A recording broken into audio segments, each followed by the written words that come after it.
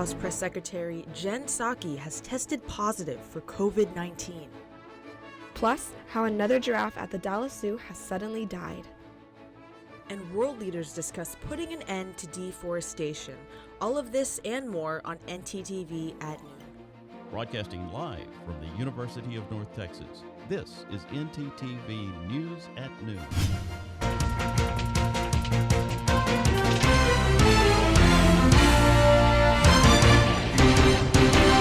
Here's what we know about the Timberview High School shooting in Mansfield, Texas that occurred just a few hours ago.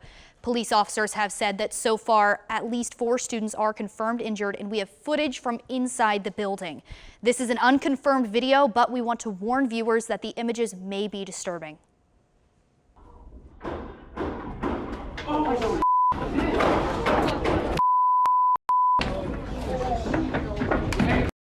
Multiple ambulances have been seen outside of the campus, and sources say that there are several confirmed injured, one of which may have been a teacher. The Assistant Chief of Police of Arlington, Kevin Colby, had this to say. We do have a suspect who's identified, okay? What we believe happened preliminary is that there was a fight between a student and another individual in a class, and a gun was used, and there are 4 victims. I'm here to identify a person of interest right now is Timothy George Simpkins. It's Simpkins. He is a black male, 18 years of age. We have a car that he is currently driving, or we believe is driving, is a 2018 silver Dodge Charger. License plate P as in Paul, F as in Frank, Y as in Yankee, 6260. We currently have multiple agencies, including the U.S. Marshals Task Force, that is looking for this individual.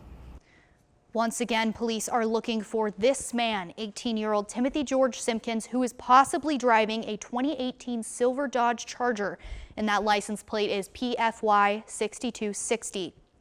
Parents and family are being asked to go to 1110 West Debbie to be reunited with their children.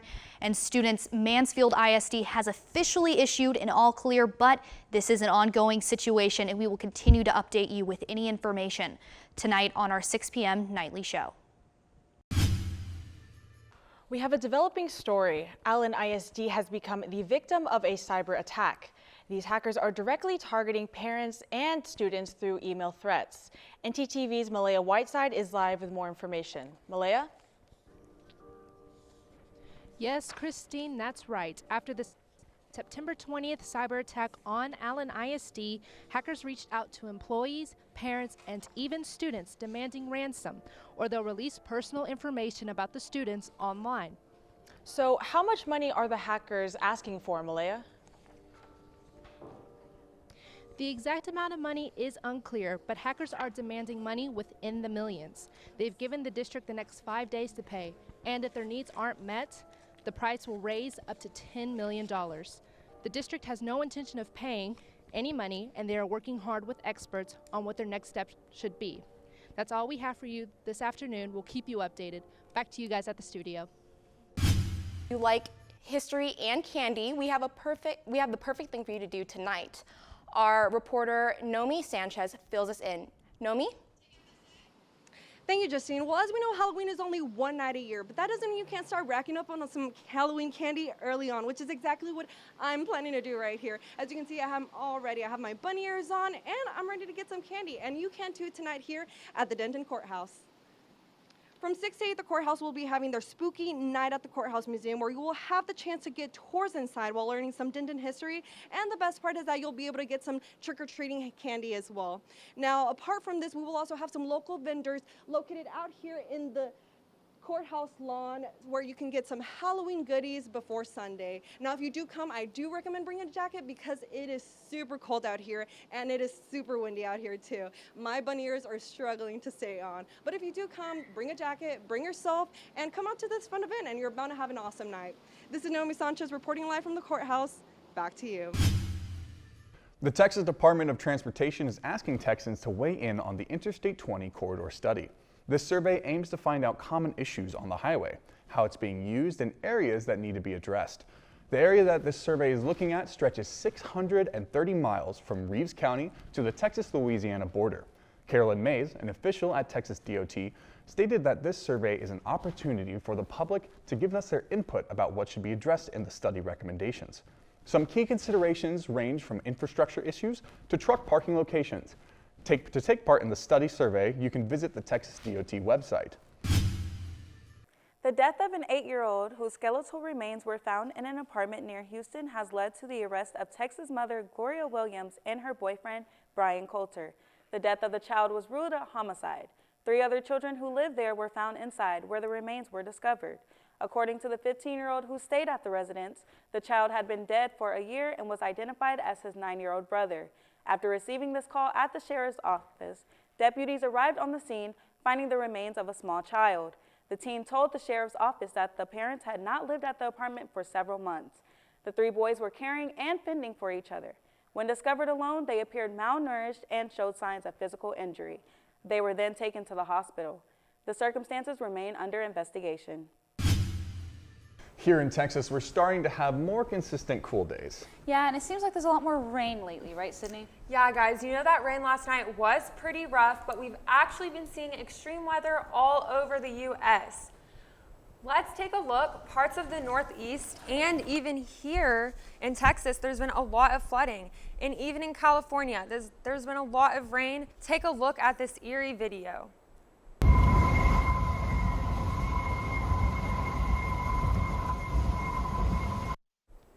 A viewer was driving in the rain through the Golden Gate Bridge when they heard this sound. Kind of gets you in the mood for the spooky season, but nothing too spooky about this. Simple explanation, the wind flowing through the gate created this sound. Now let's go ahead and take a look at our weather here in North Texas. Thanks for joining us on NTTV News at noon. I'm Christine Guevara. And I'm Gabriela Medina. We begin with White House spokesman Jen Psaki announcing Sunday that she has tested positive for COVID-19. She revealed this by also canceling her trip with President Biden to the G20 summit and says the last time she was in contact with the president was last Tuesday, as they were both 6 feet apart and wearing masks. President Biden was tested before traveling and results came out negative. The White House still continues to take heavy precautions by testing their staff daily. Press Secretary Psaki says she plans to quarantine for 10 days before returning to work. And from New Orleans, the mask mandate may be gone, but some regulations still remain. CNN's Harrison Golden has the story. We're here for Halloween weekend. Just in time for... Not just about you anymore. Well, it is good to know that people in New Orleans are continuing to look for ways to keep their community safe. Although here in Denton County, COVID-19 cases are beginning to rise again. The Denton County Public Health stated that 4 Denton County community members died of the virus. This brings the total to 713 COVID deaths in the county. The 4 who have passed include a 60-year-old female and 50-year-old male residents of Denton, a 60-year-old male resident of Flower Mound, and a 50-year-old female resident of Carrollton. Now, I don't know about you, Christine, but it was super hard to not stay in my cozy, warm bed this morning. No, me too. It was gloomy, it was cold, it's not for me. But Ryan, will we be expecting this dreary weather to continue? Well, Christine, I can absolutely agree that getting out today is an absolute pain. Now, this weather should continue today and tomorrow, but what's causing this weather is a big old cold front moving southward in central and north Texas. Likewise, we're seeing temperatures in the high 50s at currently 55 degrees in Denton with cloudy conditions with a feeling temperature of 53. Winds today are at northeast at 15 miles per hour. Now, on tonight, we're starting to see a rapid increase of T-storm and rainy chances. Our chance of rain will increase to 100% after dusk. Temperatures will drop to a low of 48 and with a feeling temperature of 45 degrees. Winds remain steady at 15 miles per hour. Now going on to tomorrow, we're continuing to see some light rainy conditions, not really T-storm activity. Temperatures will be high of 52 with a feeling temperature of a chilly 47 degrees. Winds remain unchanged northeast at 15 miles per hour. That's all I got for y'all for current conditions. Check back with me at full weather. Back to y'all. Thanks, Ryan. A third giraffe has died at the Dallas Zoo in less than a month. Jesse, a 14-year-old male giraffe, passed away on October 29th, which was only 2 days after he showed signs of illness. According to the Dallas Zoo, results from blood tests showed abnormal liver enzymes. Zoo officials are investigating if Jesse's death could have been linked to the death of another giraffe, 19-year-old Augie, which was reported to have liver issues as well and passed away October 22nd. The Dallas Zoo says it plans to add substrate material in areas that showed some erosion and will install cameras to monitor animal interactions and behaviors. Today is the second and last day to celebrate the Mexican holiday, Day of the Dead. The holiday spans over 2 days this year, November 1st and 2nd. This Mexican celebration honors dead loved ones. Special food is prepared, and the ones who have departed are remembered in this unique tradition that keeps their memory alive. When we return, American Airlines leaves thousands of passengers stranded. And don't throw away your leftover pumpkins just yet. We'll tell you why when we come back.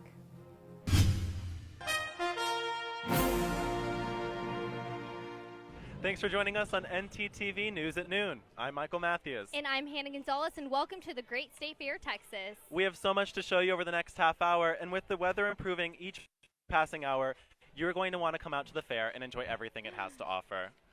We're also glad to be back at the State Fair since last year was a washout due to COVID-19. The pandemic has had an impact on businesses and events around the world, and the fair was no different. The State Fair has a huge economic impact in our area, bringing in more than $67 million. So with that kind of Thanks, Hannah and Michael. While there are only 3 days left at the Texas State Fair, it's been reported that more than 250 vaccinations have been received since the first day. Officials say over 100 vaccinations have been received on the first day alone.